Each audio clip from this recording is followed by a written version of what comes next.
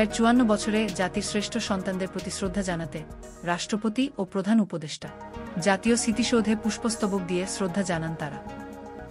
রাষ্ট্রীয় সালাম দিবে। আপনারা দেখছেন BD24 নিউজ, সঙ্গে আছি আমি ফারিয়া নাজনীন।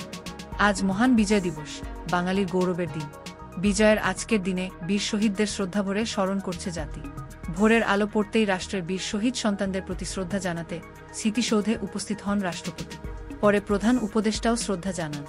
এরপর সেখানে নিঃশব্দভাবে দাঁড়িয়ে কিছুক্ষণ সম্মান জানান তিনি।